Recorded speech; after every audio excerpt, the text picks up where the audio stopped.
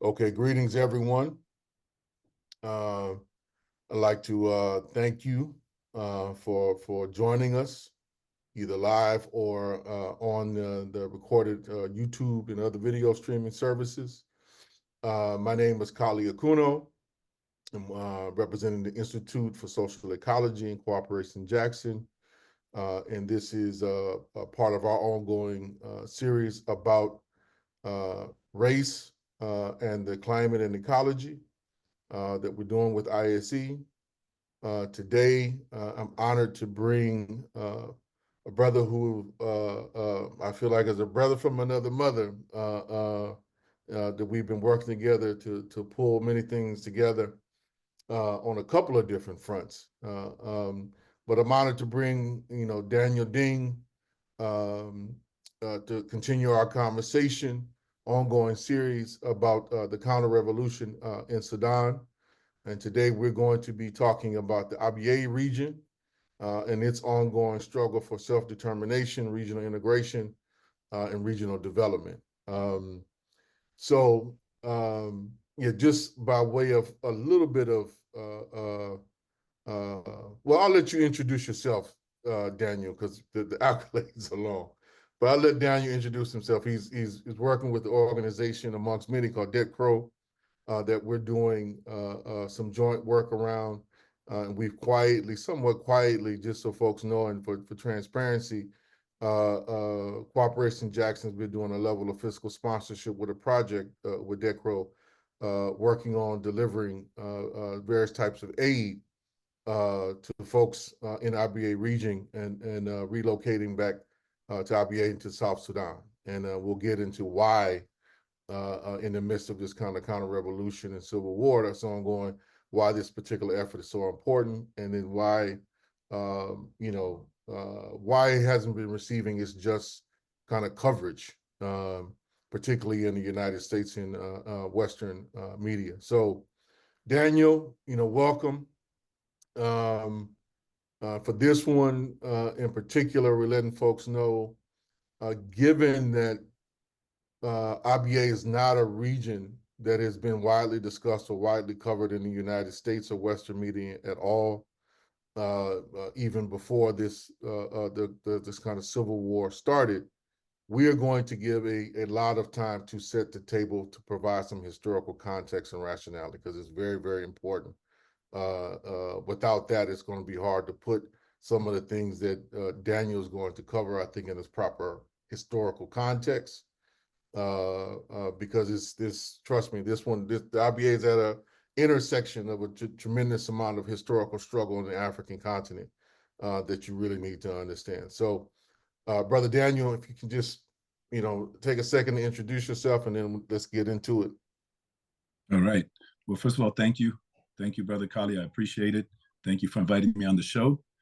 Thank you also for bringing some attention to the issue of Abyei in the context of what's going on in the two Sudans, and especially in Sudan now, where a lot of people have their eye. By way of introduction, I could approach it from different angles, but let me just say that my name is Daniel Deng. Long form is Daniel Jok Mading Deng Kwal, and the name continues. And the significance of relaying some of those names is because you'll see that I come from a Nilotic community. The Ngok Dinka of Abyei is a Nilotic community. What does that mean? It means it's a community of the Nile River, a Nilotic. And I think we'll explain the significance of that a little bit later, but I just want folks to catch that. The Ngok Dinka of Abyei are a Nilotic community. I myself, funny enough, do not look like a Ngok Dinka. And the reason is because while my father is from Abyei, my mother's an American woman.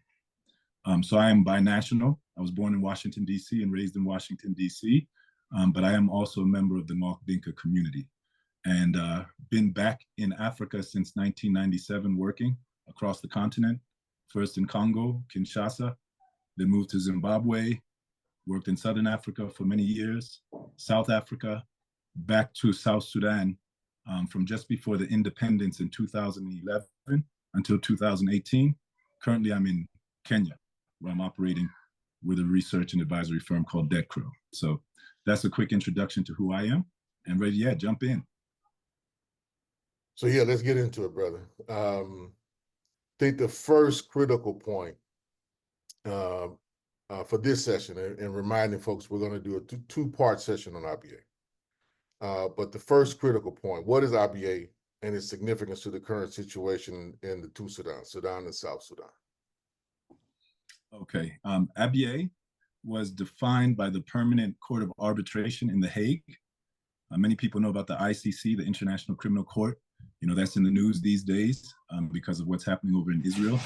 But the Permanent Court of Arbitration is similar to the ICC. And the issue of Abyei went as a dispute between Sudan and South Sudan to the Permanent Court of Arbitration, where they defined the area as the territory of the 9 Ngok Dinka chiefdoms transferred to the Kordofan province of Sudan in 1905. Okay. For transparency's sake, I would say that that transfer was done under the administration of my great-great-grandfather, Abyei, who at that time was paramount chief of Abyei, underneath the British condominium or colonial period. The British colonized Sudan in partnership with Egypt. So this was at a time when Sudan was under the colonial administration of the British. Another important factor in understanding Abyei and its wider significance is where it actually sits on the earth. I said that the Ngok Dinka are a Nilotic community, meaning that they are people of the Nile, and Abyei area sits on the Nile about halfway up.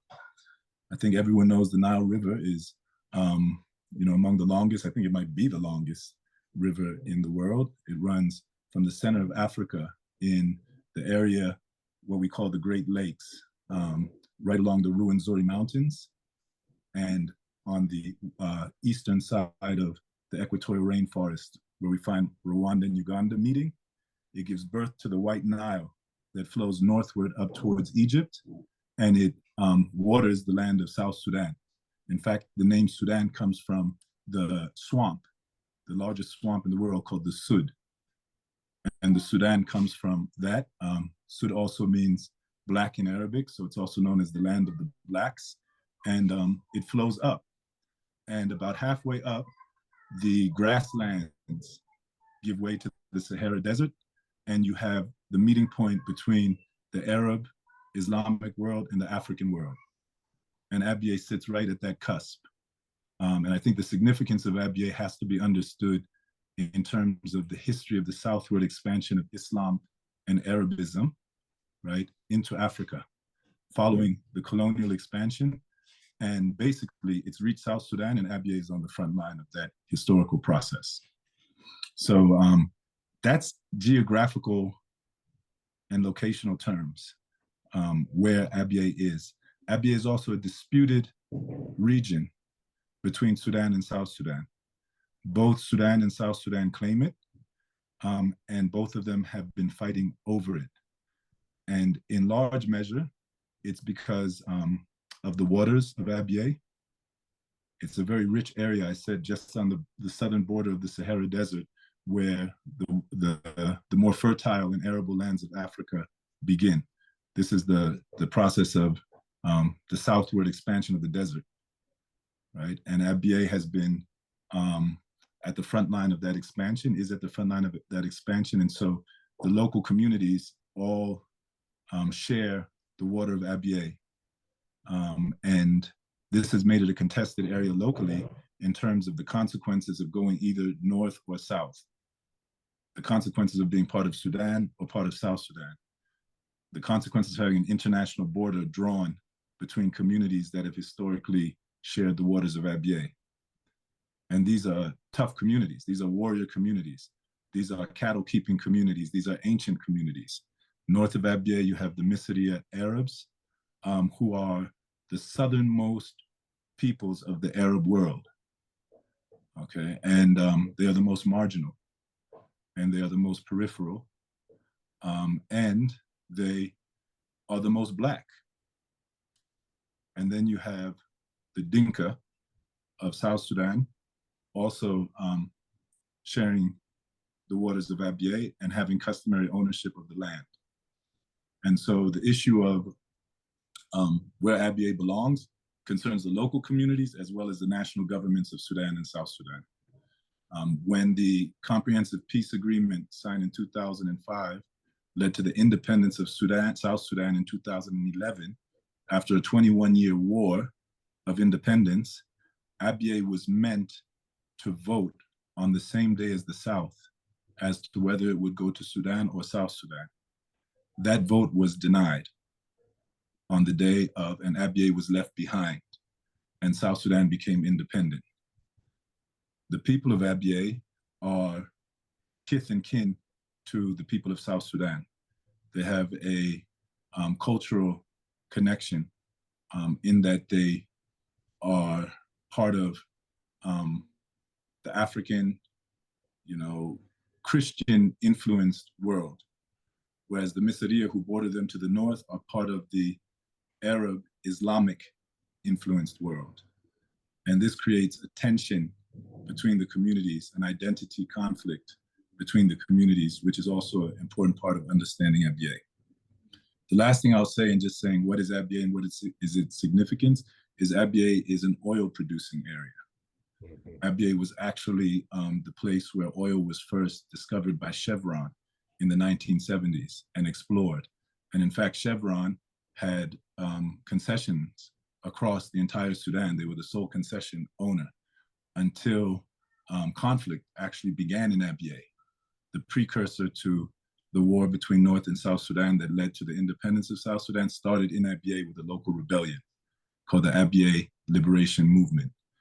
That movement in 1981 and 1982 eventually fed in 1983 the establishment of Sudan People's Liberation Army, which is now the base of the government of South Sudan after having achieved the independence.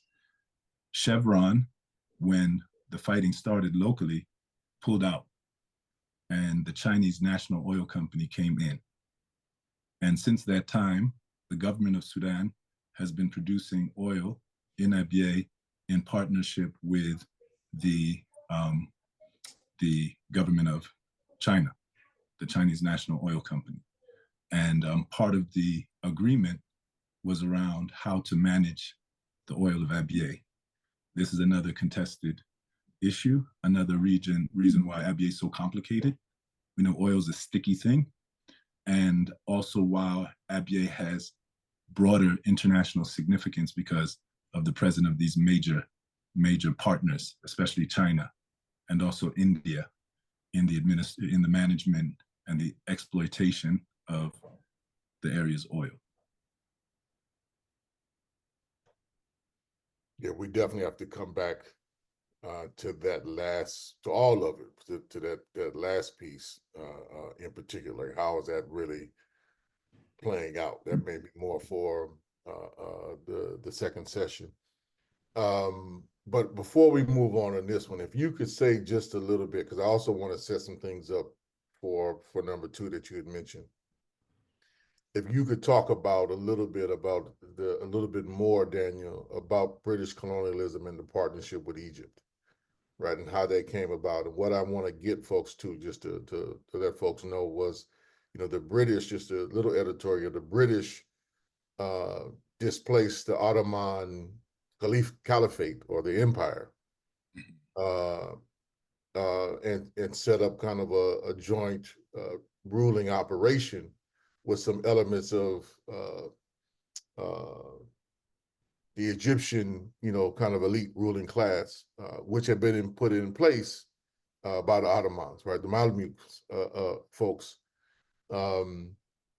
and how this sets up kind of a narrative that's now being used by Erdogan in Turkey for part of its intervention in Sudan, in Ethiopia, and other parts of the continent. So if you could just lay that, because I want us to come back to some of that, not probably for this particular dialogue, but for part 2, some of this particular history and the tension around the kind of deliberate and concentrated penetration of Islam as a political entity, and the now economic driving force as well, and some of the colonization efforts that we see going on from the Emirates, from other folks, right? The UAE, just a little bit, if you don't mind, to just put Sure. that in.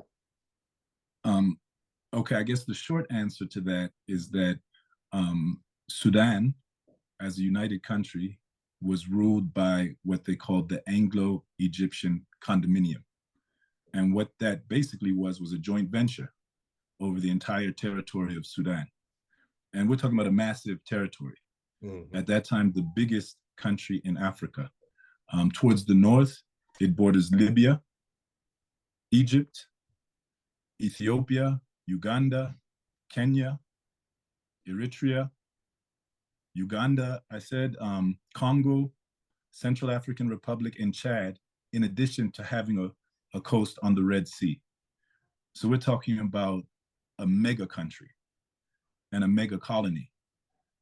Now, the way in which it was administered by the Egyptian and the Egyptian Empire, this was the Imperial Egypt, and the British Empire, was to have Britain as the dominant partner, but Egypt really taking charge of the north. And a closed ordinance not allowing them to really extend their influence into the south. And so it was partitioned between north and south. The south was underdeveloped, left very remote in terms of infrastructure and investment, but the church did come in and Christianity came in. And there was strong church presence in South Sudan that led to the Christianization of South Sudan, although in practice, people are still deeply steeped in their traditional African beliefs.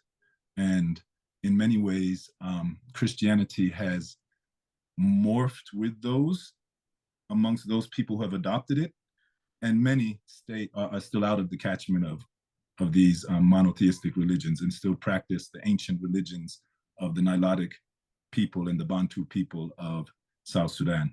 Meanwhile, in the north, under the Egyptian administration, there was an expansion of Islam, which already had an ancient presence in North Sudan through many iterations.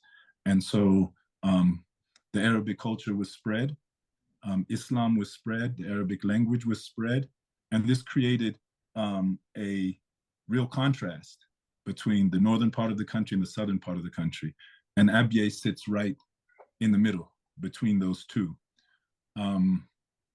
Now, important to also understand for those who want to really penetrate deeply into Sudan's war, current war, and the counter-revolution, is that these dynamics in the Nile Valley are ancient. In fact, going back to ancient Kush and ancient Kemet, what many people call ancient Egypt, the central motif of history has been unity of the Nile and the peoples of the Nile and kingdoms and empires and countries and states, and then periods of fragmentation where it falls apart. It's almost like a heartbeat through history, going back to the days of the pyramid builders. And Sudan has more pyramids, by the way, than Egypt. Mm-hmm. Mm-hmm. Sudan is very much a part of the ancient African origins of civilization through Egypt and through that civilization. The story of the pharaohs under the two crowns uniting Egypt is the original story that forms some of the central motifs of humanity. And the dynamic continues. So in many ways, there's a period of unification of North and South, and then a period of fragmentation. It seems we've entered a period of fragmentation. Mm-hmm. Mm-hmm. Now, also important to understand when looking at these cycles of unity and division, sometimes unity is accomplished through persuasion and cooperation. Sometimes it's accomplished through coercion, imposition, and war. And when that happens, the civilizational benefits are limited. And this is from a historical record. If we go back and look at history, we can do that. They're limited and they're short before there's a revolution to overthrow it. In modern times, and when I say modern, I'm talking about contemporary politics of Sudan, we're under a period where unity was being forced by military might and coercion. And hence why we're now in a period of revolution and fragmentation. And the question is, can we reconstruct a framework of cooperation, or does that set the bar too high? And if it does, and our leaders are incapable of coming together on those bases, then we're in for a long, painful haul. Well, let's get into some of it. I'm glad you touched on it. But building on that, how are the people in Abyei viewing the war in the Sudan, right? And how is it directly affecting them? I appreciate that question, because things look different depending on the vantage point. And just important to frame the vantage point of Abyei as a people who have been oppressed by the central power in Sudan for a long time. The Khartoum government has had its foot on the neck of the people of Abyei. In the 1960s, the Misriya Arab tribes bordering Abyei to the north were armed by the government. Militias were formed, and they were supported in order to displace the population of Abyei, the Ngok Dinka. And that started a tension between the communities that has lasted until today. There's been continuous attacks, continuous killings, continuous displacements. In fact, when the war ended, 90% of Abyei's population had been displaced for the last 30 years. And the remainders were those who stuck it out and the soldiers, the guerrilla soldiers who were fighting against the center. So the vantage point of the people of Abyei are those who see the deep flaws in the nature of the state institutions that govern the country. There has been no reinvestment of oil revenues into Abyei, despite it being extracted from the area for the past 30 years. Nothing is reinvested into Abyei. It is a pure example of capitalist extraction. And in this case, it is capitalist extraction by states, especially the Sudan state, that is controlled by a very small ruling clique. And in the case of the Sudan, that ruling clique was based out of extremist political Islam that had captured the Sudanese state under the National Congress Party, and before that, the National Islamic Front, the ruling party of Sudan, where the strongman Omar al-Bashir was the president for most of the contemporary period. And so that utilization of religion and state and military to rule as a minority by force is the fundamental view and perspective that the Ngok Dinka have of the Sudanese government. I think that's important to understand. Now, interestingly, the RSF, which is the force that is now fighting the government, the Sudan army, the RSF was born out of those same militias that had been mobilized to displace Abyei to make way for the oil. And they were known at that time as the Murahalim, those holy warriors who were fighting in the name of Islam.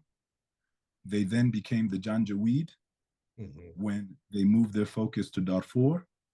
And this is when many people came to know of them under that name, the Janjaweed, although their roots are in the communities that neighbor Abyei to the north. The Misriya is their name.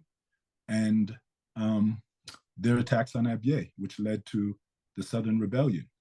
And so the roots of the independence movement in the South was actually born out of Abyei, connected with similar aggrieved populations in the South, especially under the leadership of Dr. John Garang de Mabior, who was the founder and chairman of the Sudan People's Liberation Army.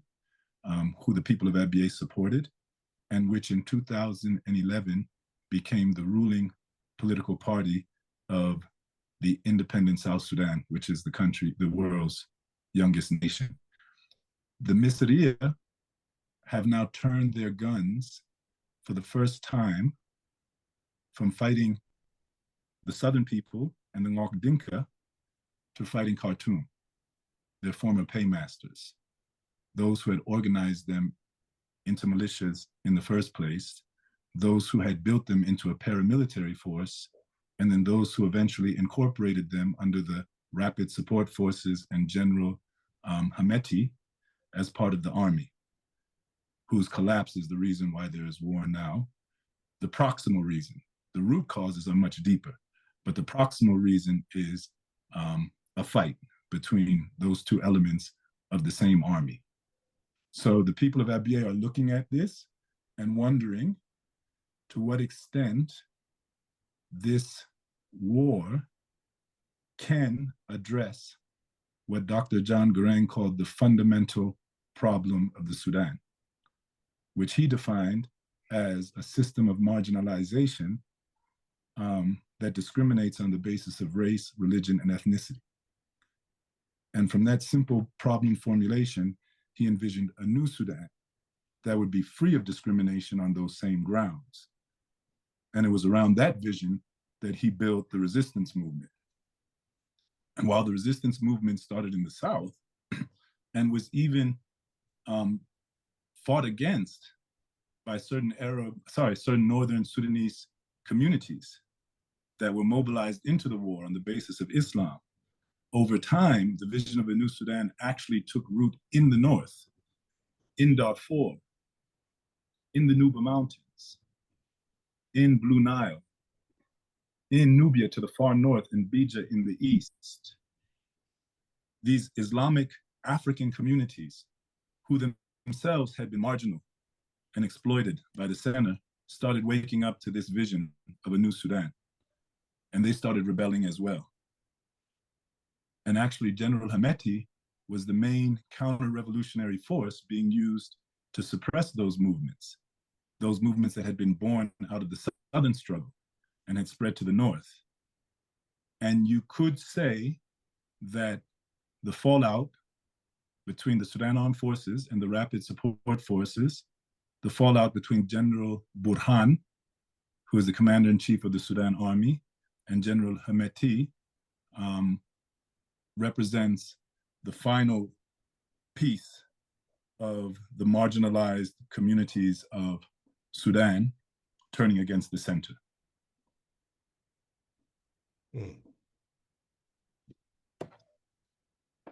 So, well, there's a lot of questions that come from that. One question, this may be another conversation, but a longer question. Like, Garang had that new Sudan vision, but a new nation wound up being formed, which is not completely coherent with what he was describing. Yes. Right. And so there's that process and it's unfolding, which was Abyei in this, kind of left out in the lurch still to this day.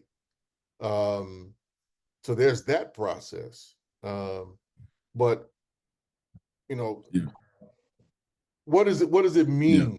I guess, building on some of the questions we were talking about, Dan, what does it then mean to address the fundamental problem, right? What could a new Sudan look like with this broader division, with this special, designated area, and then all the different fragmentation that exists, maybe not officially in the same way that the Court of Arbitration did with Abyei, but that's, kind of true for Darfur, that's kind of true for the Nubia region, to in other regions to various extent, that the center around Khartoum clearly cannot hold. And regardless, at least in my view, this is an editorial, but at least in my view, you were just talking about that heartbeat, the fragmentation, the coming together, the separating apart. The the two forces that are primarily at play now. There is no. They're not going to be able to unite. We lost Daniel.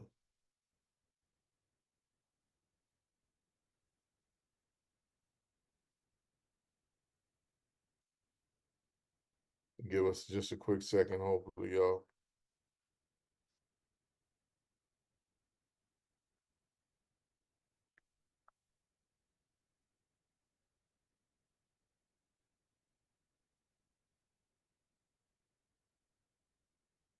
Trying to get him back on.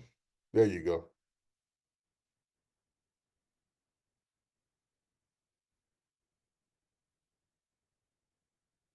Okay. Hey, brother Kali, yes, sorry, internet dropped. Yeah. Got you. We can probably edit some of that a little bit later. But I think I got the question. You were asking what does a new Sudan look like practically? Yeah, what does it look like? What could it look like? What could it look like? Yeah. Once again, I think that question has to be understood in a historical perspective. Dr. John, I remember he went, and this is before his death. I mean, we didn't get to that part of the story. His unceremonious death after fighting for 21 years at the helm of the liberation movement. He successfully entered Khartoum peacefully as the vice president of Sudan and the president of South Sudan under what was being called the interim arrangement, which was a 5-year period between 2005 and a 6-year period, 6 to 2011, when the Southerners voted whether to stay united or to separate. The idea of that 6 years was to make unity attractive through cooperation between the South and the North, so that people would vote to remain united. This was the idea. That did not happen. Unity was not made attractive, and Dr. John went down in a helicopter crash 21 days after becoming vice president of Sudan and president of South Sudan. And since that time, there's been serious questions around the new Sudan and, its legacy. And we can critique what has happened in South Sudan since then, but clearly the government of South Sudan has not been able to build that vision that it fought for. It's still young, and we can unpack that and the challenges of governance and economics in South Sudan. But if we're looking at, and I think it's the same answer, it's the same question, it's the same challenges. And it goes back to the very nature of the state. I think Sudan and South Sudan make it very obvious that the state as an instrument in the modern world has a history.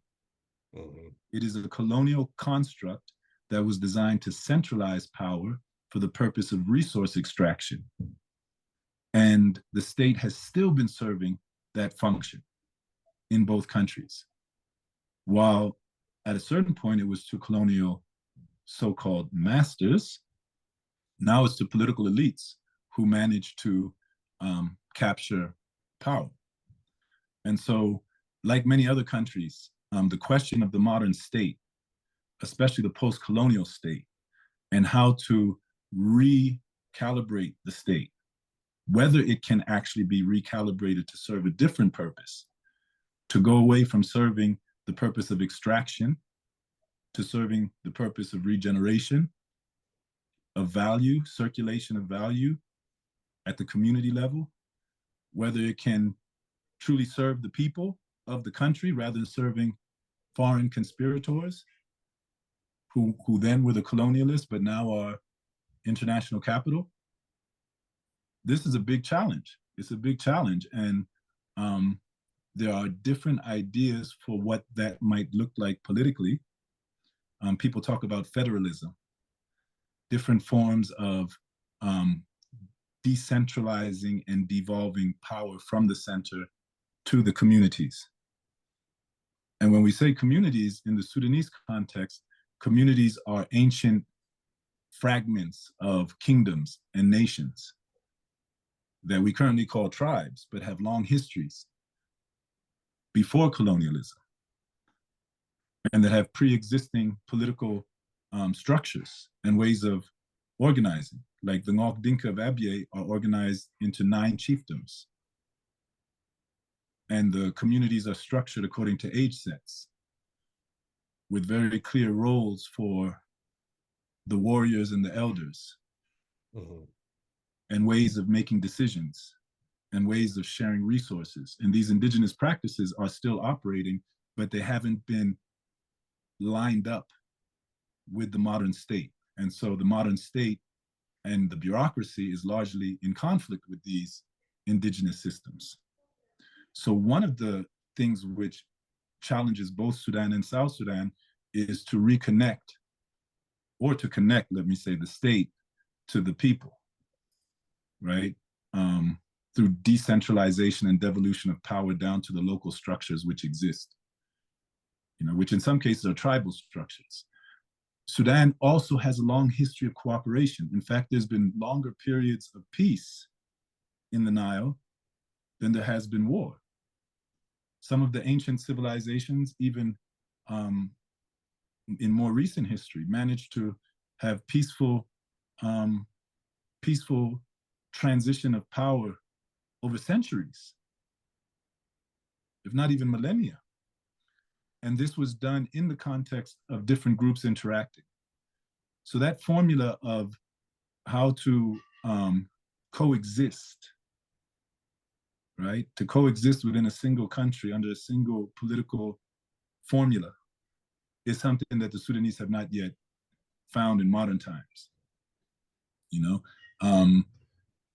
We talk about one Sudan, multiple systems as a possible way of visualizing what federalism might look like in Sudan, so that people are able to not only keep the value of the resources and the economy closer to the communities, but also de-emphasize the Game of Thrones, where everyone's fighting for the central seat, by distributing the power.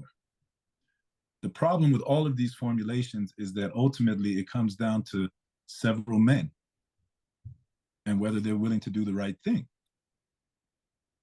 or whether they will continue fighting. So where does the civil society, the civic activism, the liberation struggles, where does that all come into the picture now? Is the question. How do we engage these leaders? Because you can't wish them away. Right. They're there. They have armies. They have power.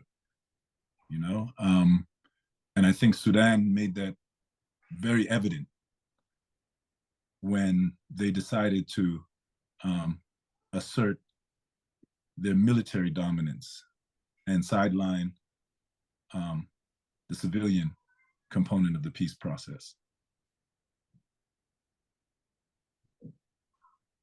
Do you think, building on some of this, again, I'll editorializing a little bit. I don't think, clearly the RSF and the National Army aren't going anywhere anytime soon. Yeah. There seems to be very little incentive for them to actually come up with any kind of peace agreement. Because at the moment, at least from what I can see, they're both profiting from the war. They're the sides that are continuing to arm them, and it's respective sides that are doing that.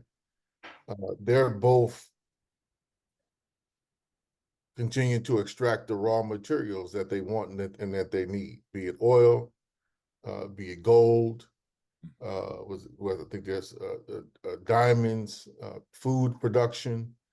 All of these things are in play, and they all have kind of carved out some pretty significant spheres of influence that it doesn't seem either one has enough, kind of power, if you would, right now to totally throw one completely out of their sphere of influence. Yeah. So this thing is probably going to drag on. It looks like, unfortunately, part of the thing, just being a student of history, and part of wanting to try to do, as a Pan-African, is trying to figure out what role that, me and other allied forces could play or contribute. What do you think of this kind of strategy about forming a kind of a broad alliance with communities from the Sudan, of course, being at the center, but putting pressure where it needs to be applied on the UAE, on Saudi Arabia, on Egypt, in the United States, in Europe, to both expose their roles, target the various business interests, like the UAE and its gold trade, when ain't no gold nowhere near their countries. And us, like a broad international movement, kind of playing a role doing that.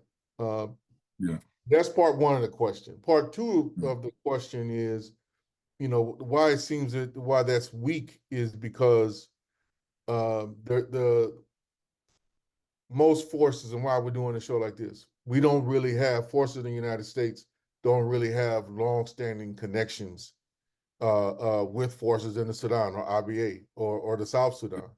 So what would it take to build those in order to build out a strategy, if you think that strategy in any sense could bear some fruit? Yeah.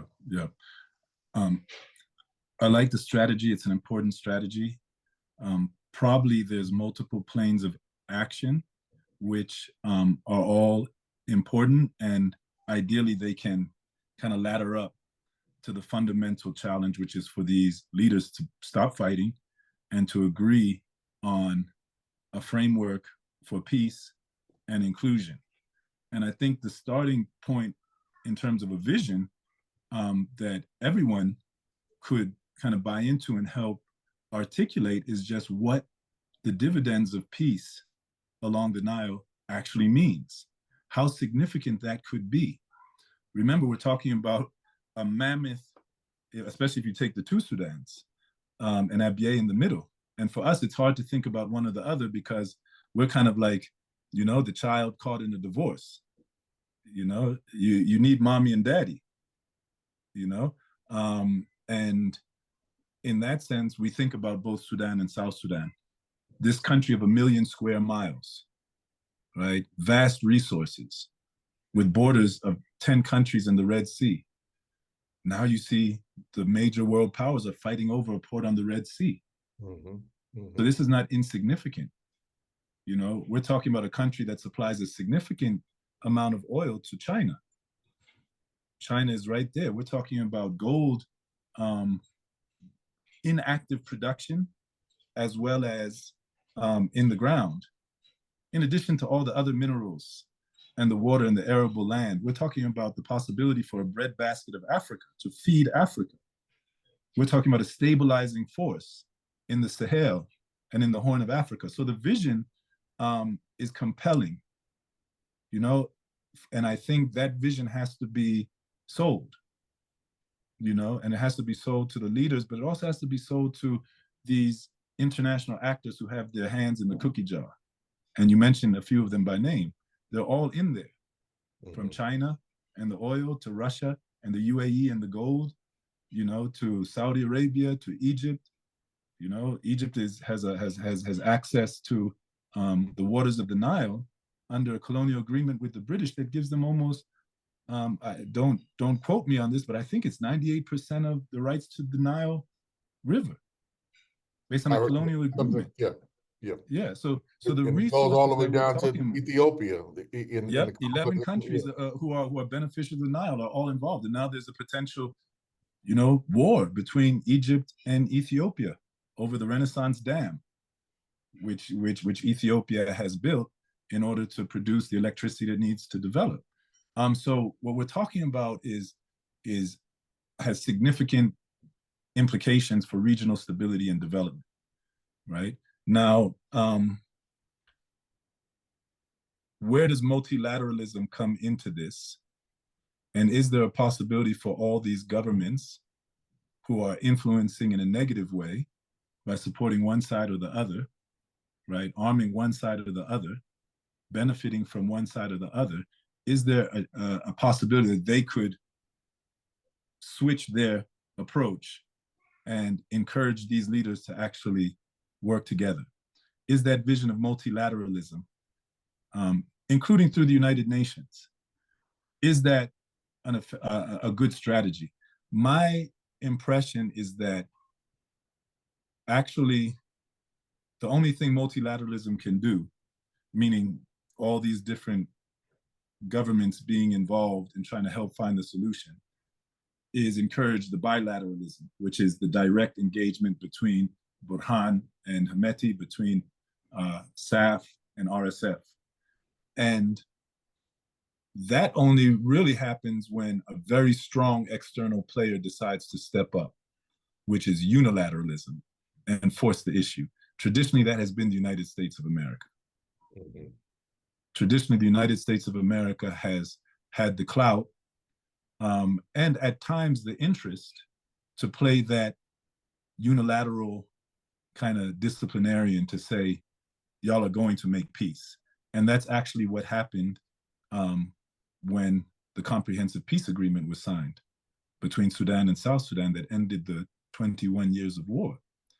That was under the Bush administration, actually. And there was a very strong coalition in support of peace in Sudan by the Congressional Black Caucus and the Christian right. Well, not necessarily the Christian right, but the Christian evangelical, the Christian right, but also even beyond the right. There was a lot of sympathy with the South and the plight of the Southerners. And so history has shown us that the United States can, if so inclined, really play a constructive role. Its foreign policy has not been to do that. And there's serious questions as to whether the current political establishment in the US is capable of doing. That was point I was just about to, I was going to let you go there, see if you were going to go there. Yeah. I don't think it can. Mm-hmm. You know, just to interject, I don't think it can. Yeah. I think it's the way in which this particular administration, and I do think there's some particularities with the Biden administration, that other administrations perhaps would not have fallen into. That's why I'm mentioning it. Mm-hmm. For instance, I think, Biden overcommitted to Netanyahu under an old kind of Cold War framework of how the United States, and him in particular, views Israel and its role relative to the U.S. empire. And I think Netanyahu has exploited that to the hilt and put him in a situation, that he's kind of damned if he does and damned if he doesn't. And that's of his own making. And I want everybody to be clear about that. But the piece that has clearly kind of been I think the rest of the world, particularly the kind of the rising powers in the world, is that, given that, there's a quote unquote special relationship between the United States and Israel, even, granted that history, the way in which Netanyahu has now dictated certain terms of negotiation on the U.S. government, everybody's sitting back looking at, particularly China. Right. Okay. It's like if they can play hardball, then we can play a different type of hardball going forward. Now that, there's a subjectivity depending on who's going to kind of hold the reins of the kind of the imperial presidency. So there is a subjective factor there.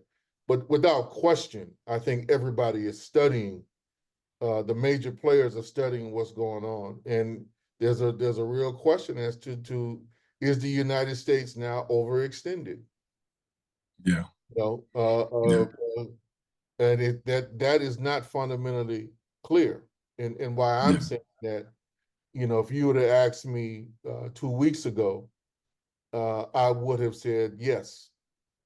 No, which is not to shortchange the military might and the institutional might of the multilateral institutions that the United States fundamentally control, the IMF and the World Bank in particular. They still have a tight grip on those. But them giving the green light for the Ukraine to actually invade Russian territory and to utilize U.S. and NATO weapons in doing so, that speaks to a different calculus. And to me, it's just left me thinking, what the hell is the Pentagon thinking at this point? Are they really pushing us towards, nuclear war, if not, World War III? Now Yeah. they're saying that, they're just, this invasion was to exploit a Russian weakness and to use it as a bargaining chip, to negotiate territory for territory. And you can see that strategy in part playing out. Two things on the turn into a question. One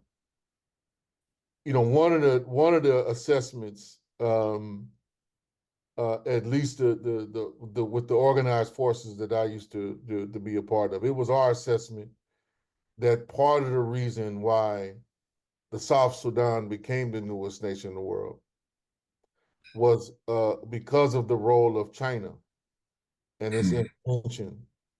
That it kind of forced the U.S.'s hand to separate a partition and some new arrangements.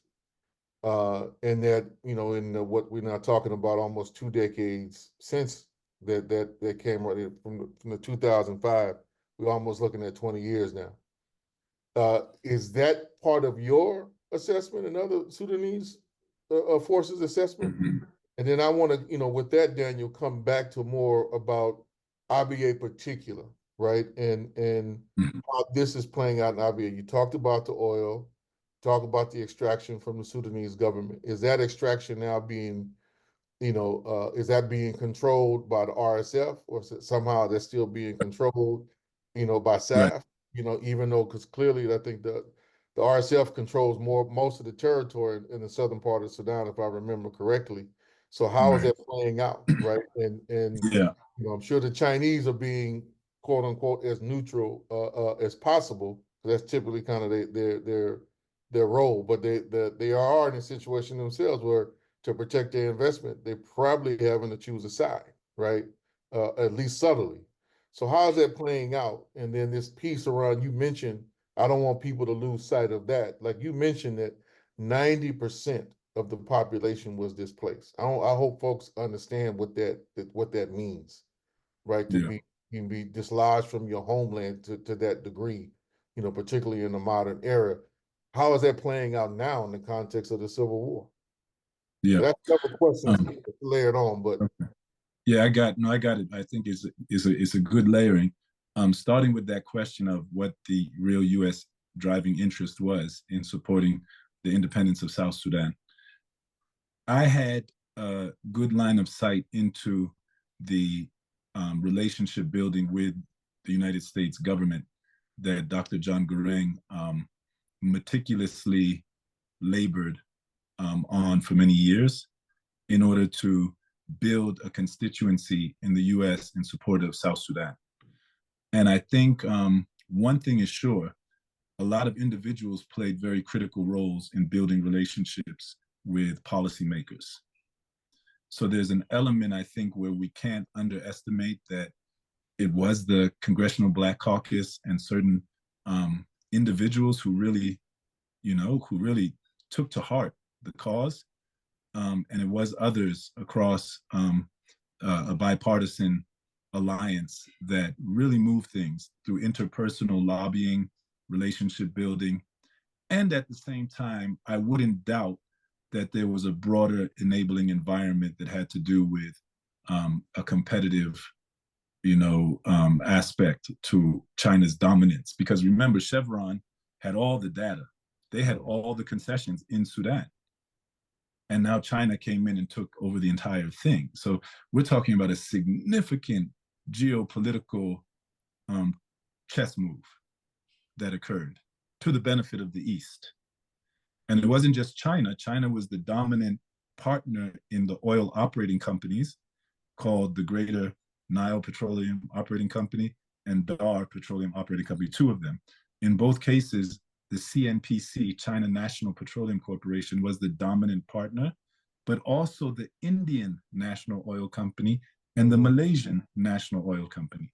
So you're talking really about an alliance of Asian powerhouses, India, Malaysia, and China. And so the possibility that South Sudan as an independent government, free from those contractual obligations, although that became a question during the negotiation of the peace agreement, but with the possibility of renegotiating the oil access, right, and being Western leaning, it was almost to be assumed that Western companies would enter into South Sudan and really start, replacing the dominance of the Asian governments. What happened was that South Sudan is such a wild place, to put it bluntly, in terms of what it means to be in that period of post-conflict construction from almost zero, right? With oil revenues before you even have a government established. Just what pressure that puts on a system. Let me tell you a little story that'll bring it vividly to mind. We're talking about one of the most remote regions on Earth. People need to realize that South Sudan is an extremely remote in terms of infrastructure. Upon independence, there was only 5 kilometers of paved road in the whole country. And that was in the capital city, Juba. Okay. The oil revenue was going to Khartoum for all these years. And on day one, South Sudan was getting a 50% check cut to it. Hundreds of millions of dollars, billions of dollars in oil revenues before even having a Ministry of Finance. Mm. And on day one, having an army, a guerrilla army that you have to pay. And you don't even have a roll book to know who's really there. You got over maybe 200,000 people and no real system of tracking them, of paying them. They had been a guerrilla movement for the last 21 years, totally volunteer. So what happened was the check was cut by Khartoum to Kenya Commercial Bank, the government, the SPLA's bank, and cash was taken out physically, flown in helicopters into Juba, and the general showed up. The money was distributed to go pay the soldiers. And that's how the institutions of the South Sudan government began. Okay. And it's been a journey, a wild journey of, early state formation, post-conflict construction, primitive accumulation, in its most extreme forms. Mm-hmm. Because the flows of resources through a system that is just a baby has been overwhelming. And America, to cut the long story short, has not really found its way in, and the system is very difficult, especially for Western companies that have certain expectations and requirements. And so the US has not made very strong inroads into South Sudan. And in many ways, they've pulled back completely. Mm. And this, I think, is another part of the problem, is there is a lack of clarity on the US foreign policy towards South Sudan, given the disappointment that the government of the United States has felt at how difficult it's been, the independence of South Sudan. So there needs to be a re-engagement. Now, you mentioned the question of the interests in the North, and whether war serves their interests or whether peace would serve their interests.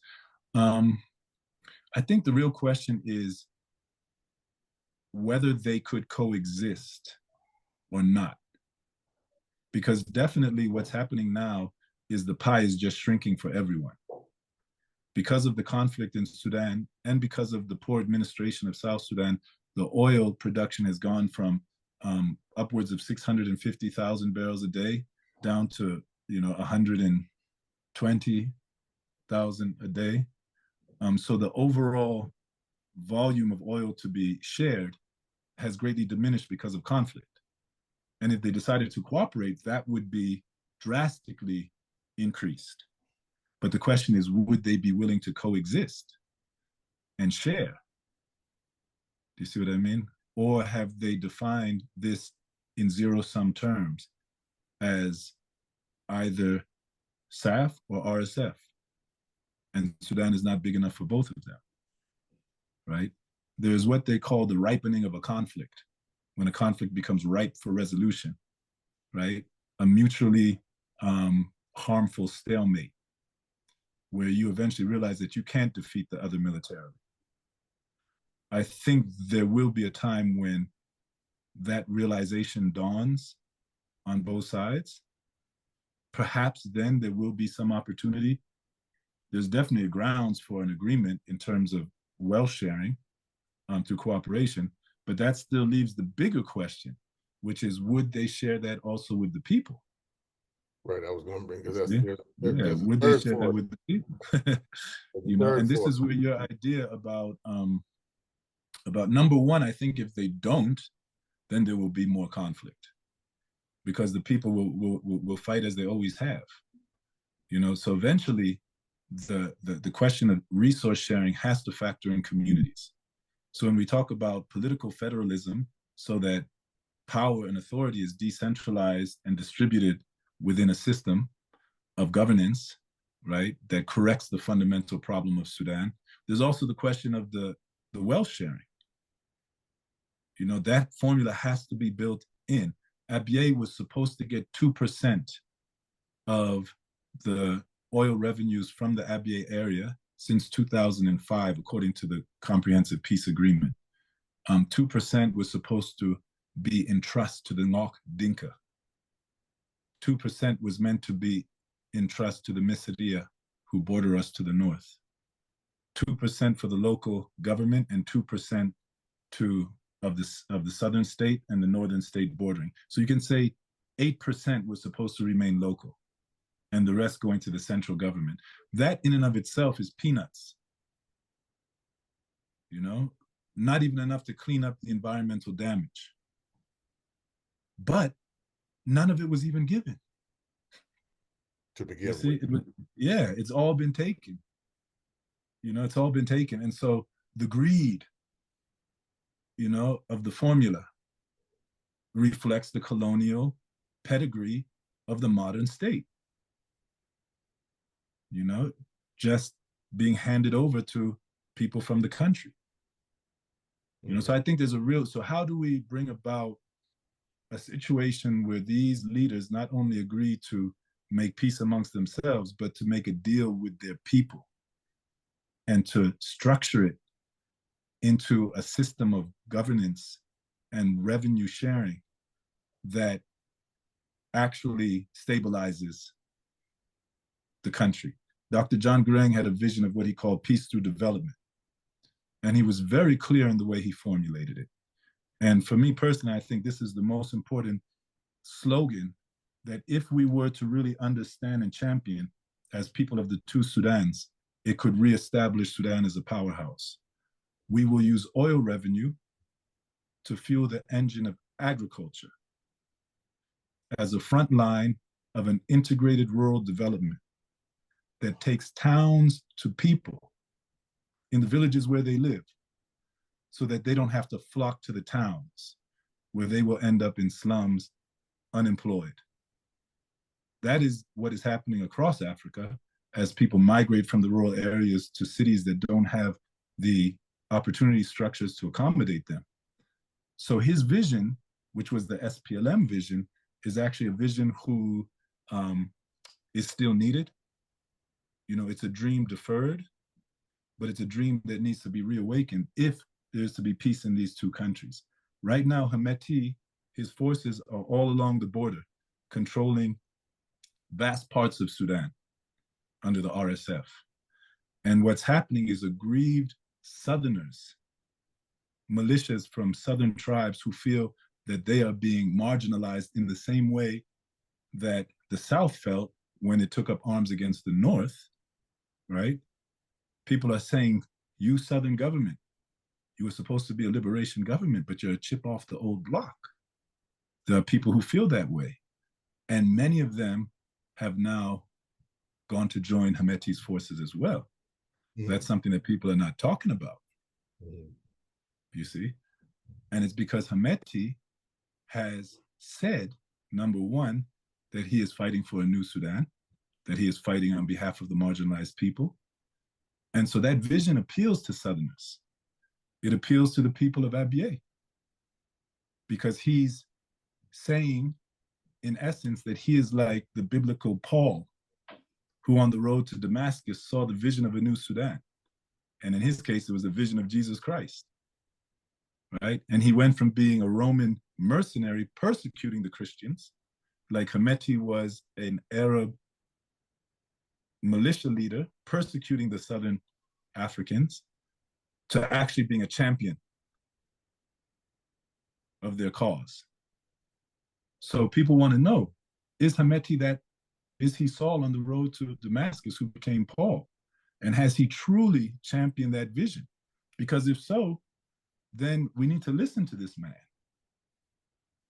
And I think that is a challenge to Sudan because, as some of your guests that you spoke with from the North said very clearly, that when the fight happened, many of them supported Sudan army, saying it's better that we support the very state that has oppressed us than this man who led Janjaweed, who we don't trust and we don't know.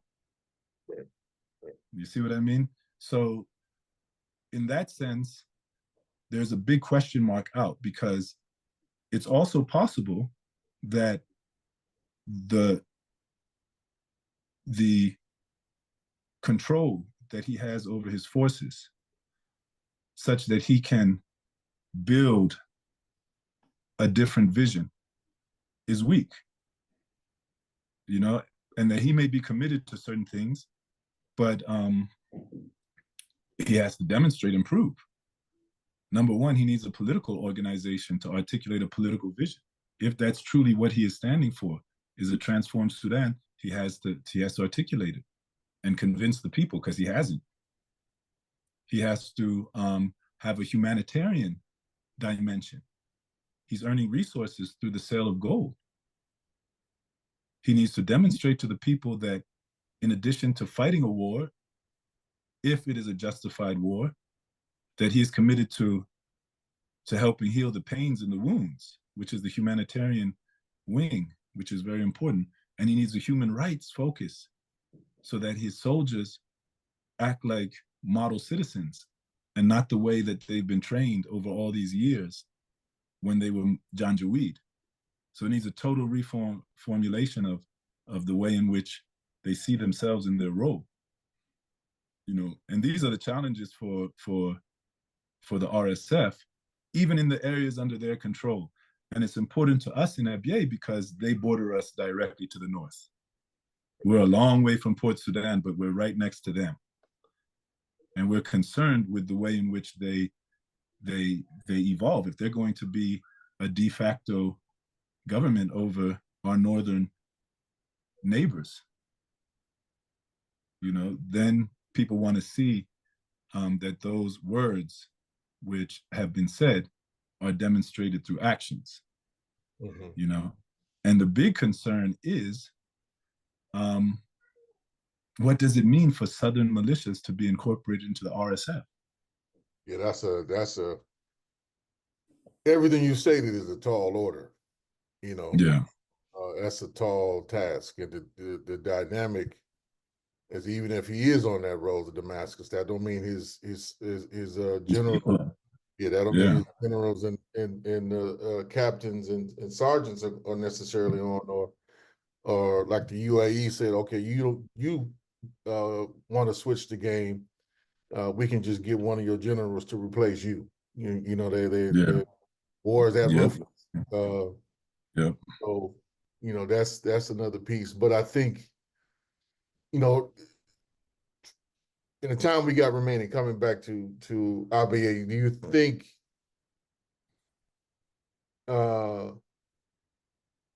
I mean, is your assessment right now that the region is kind of strictly on its own, or is it looking more to the South Sudan for some level of, you know, wider kind of integration or just security? Uh, uh, Yeah. uh, you know, Yeah. what's I would happening? say the region has historically been 100% committed to South Sudan in the sense that Abyei formed a critical um, member of the revolution. You know, we fought. Um, a lot of people lost their lives, and a lot of people ascended into the high command of the South Sudanese liberation movement and are now in the government of South Sudan, in the army of South Sudan. And so there's a definite cultural and political um, connection to South Sudan that is unbreakable. And at the same time, there's been a lot of disappointments, just like many other communities in South Sudan. The Ngok Dinka definitely feel let down, you know, by the very southern entity that they helped liberate and left behind. Mhm. And at the same time, there's also a consciousness that you need to have good relations with your neighbors to the north. And there's also ancient connection to North Sudan that is also very deep. Actually, there's a lot of friendship and a lot of love for North Sudan as well at a popular level. The people of Abyei were displaced, many of them into Khartoum and grew up in Khartoum. Mhm. And there's a lot of beautiful things about Sudanese culture. So many beautiful things about Sudanese culture that that are older than the modern kind of political Islam that has been introduced. There's a lot of tolerance, religious tolerance, that has characterized Sudanese culture throughout the centuries. And Southerners appreciate that.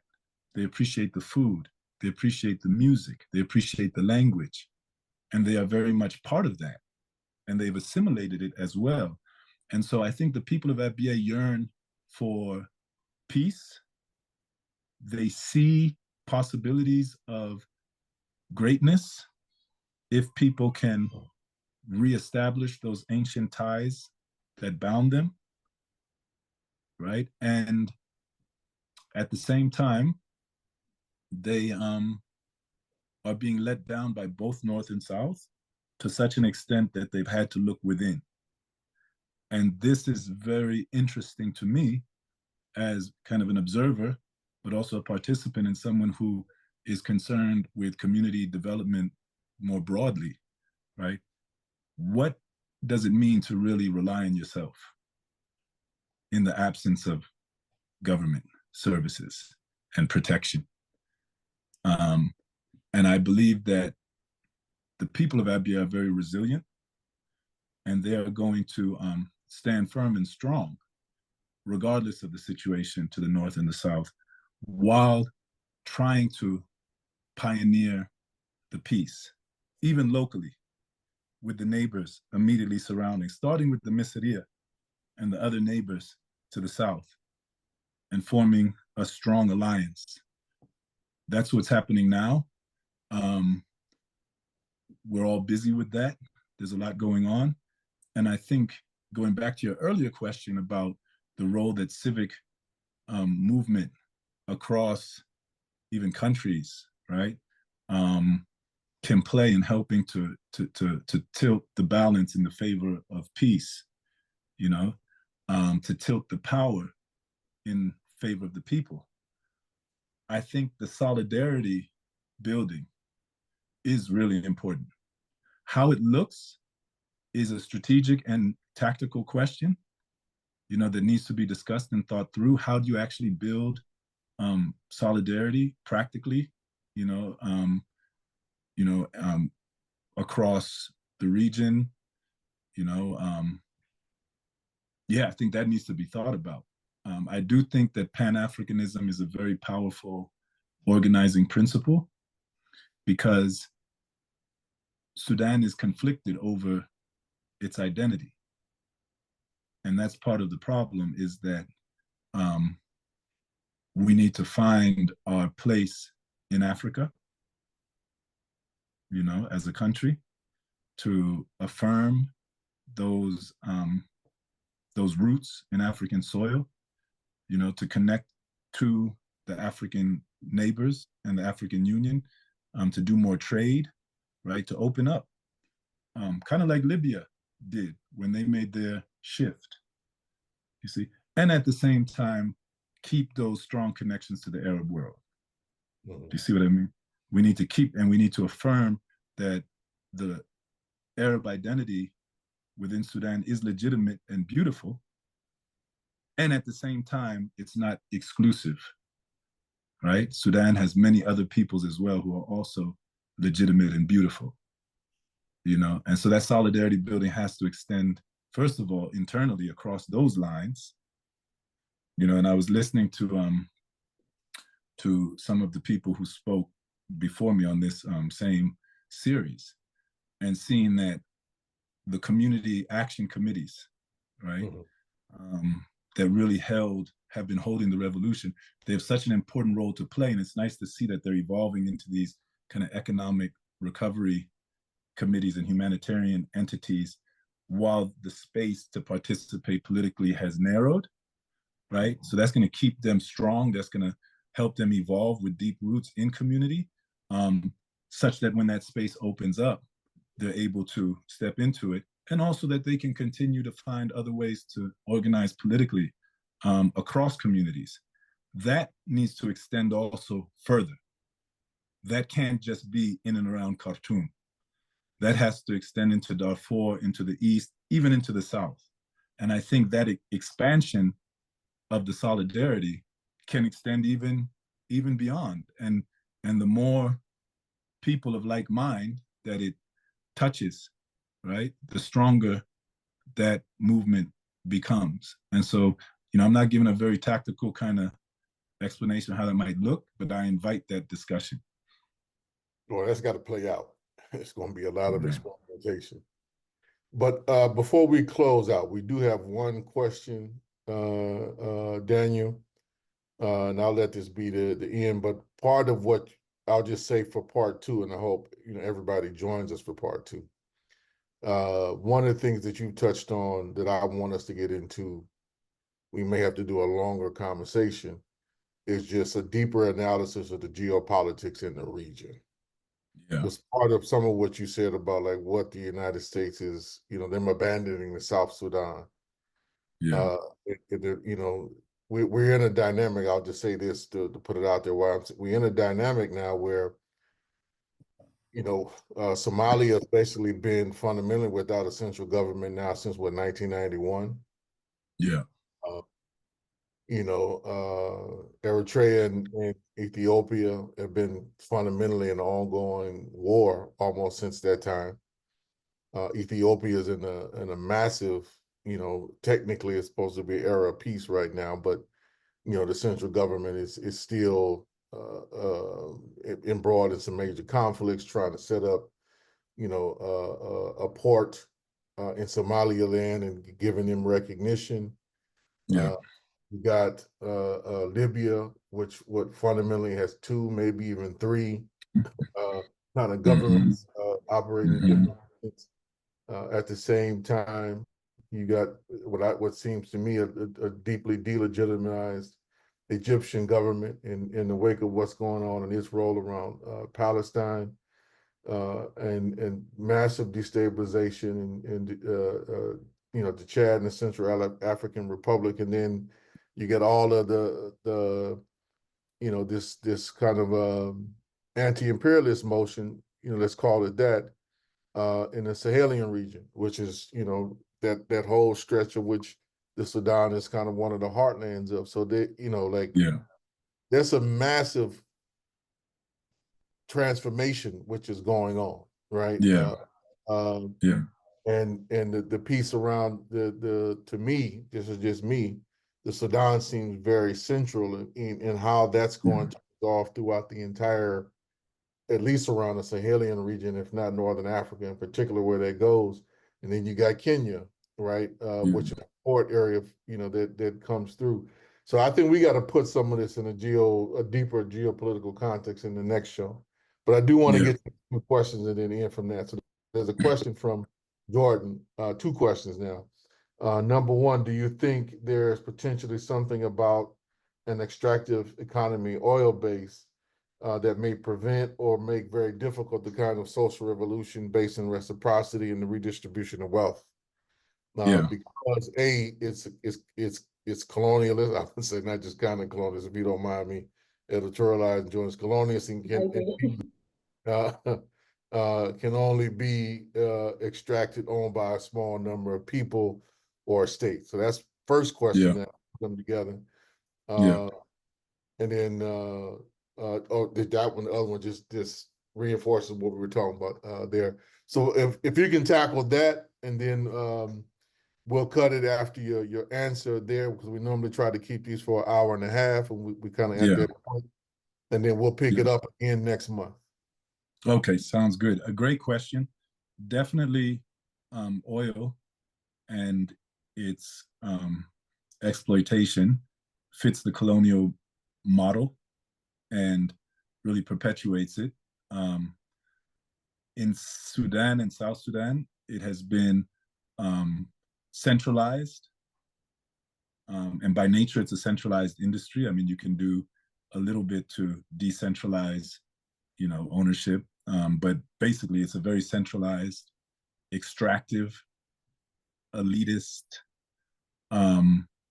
and ultimately fragile type of revenue base, right? That's the truth. And it's had very devastating impacts on both countries. And at the same time, it does not necessarily have to be that way. You can look at the UAE, you can look at Qatar, you can look at Norway, certain countries that have managed to invest their oil revenues back into the country. And I think in terms of the redistribution of capital from the hyper capitalist colonial model, right? Centralized, extractive, elitist, fragile, to a more regenerative economy, you need to also use those revenues. That's why Dr. John said we will use oil revenue to fuel the engine of agriculture as a front line of an integrated rural development that will take the towns to the people. That is a function of leadership making that commitment. They can do that. And that's what governments should do. Will they do it? And this is where the power of the people to participate and try to influence outcomes becomes important. Right now, it's difficult because it's a time of fighting, so that space narrows. But I think we need to deepen roots in those spaces, which is why I was trying to encourage the neighborhood committees in terms of the humanitarian role they're playing now, so that they can, deepen their connection to those communities through service where they're at, but also find ways within the limited political space to still organize, right? And still find those outlets to influence. And I think it is a great idea, Khalid, that those avenues could be to the UAE. They could be to Saudi Arabia. They could be to China, because in the end, engagement has power.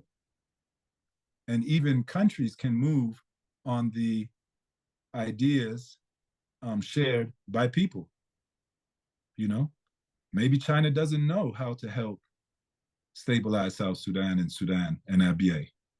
Maybe no one has brought forward the right message with the right level of organization behind it. So I think, Khalid, yes, that there needs to be organization, and the focus does need to be on redistributing capital from the current model that is purely extractive to a regenerative model where it goes back in. And if that can be done, then we're looking at we're looking at a model that could apply across all those countries that you mentioned, because they're all fundamentally grappling with the same thing, the question of legitimacy of the state, right?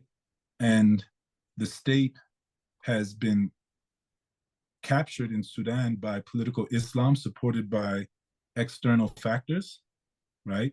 And important to note, it's not the only form of Islam. Sudan's form of Islam is Sufism, an ancient form of Islam that is highly tolerant and highly syncretic with African traditional beliefs. That is the Islam that Sudan has known for many centuries, and that is the Islam that West Africa has known. This new political Islam is rooted out of external supports, and this is what has spread across the Sahel. Al-Qaeda in the Maghreb, ISIS in the... These things are not endogenous movements. And so while you have that factor spreading across all those countries that you mentioned, now you also have the rise of a counter movement in Niger, in Mali, in Burkina Faso, across, even in Sudan, even in Chad, all these countries, in South Sudan.